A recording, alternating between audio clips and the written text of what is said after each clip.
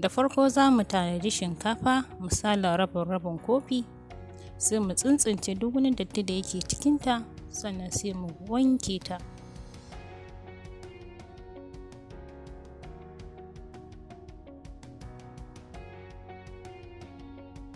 Idan mun tashi wankewa za mu tabbatar mun wanke ne har gaba ɗaya wannan ruwan dauɗan da ke jikinta ya zama ya fita. Sannan sai mu samu faranti mai kyau sai mu baza ta domin ta bushe.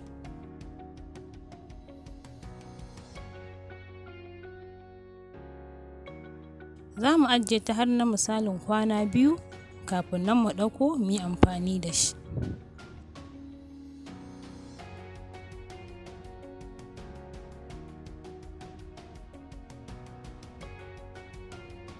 Wannan bidiyon yana zuwa muku daga tashar Rahhaj D.I.Y ne da yake kan YouTube. Idan ba ku danna subscribe ba, ina da kyau ku danna a yanzu, sannan kuma ku danna ƙararrawa da take kusa da gwal.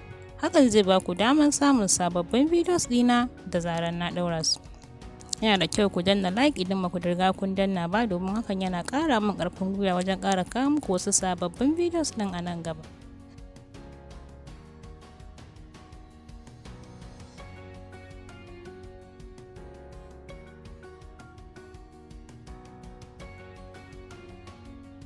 Yanzu ga shinkafar mu nan ta riga da ta bushe. Abu na gaba sai mu samu turmi mai kyau sai mu juye, sannan sai mu daddaka.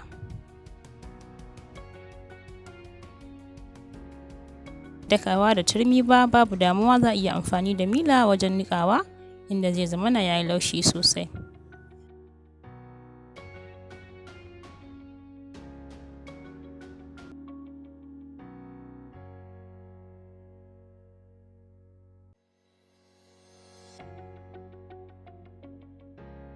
Za a ibi wannan garin shinkafa ne misalin cokali guda, sannan sai a haɗa shi da ruwan aloe vera misalin cokali guda, sannan sai a zuba ruwa ɗan madaidaici, sai a gauraya a juya yadda zai haɗe jikinsa sosai tun kafin a yi amfani da shi, inda zai zama shinkafar ta jiƙe ta kuma haɗe da ainihin wannan ruwan aloe vera, inda zai zama yayi laushi, ko da an zo shafawa ba zai ji wa fata ciwo ba.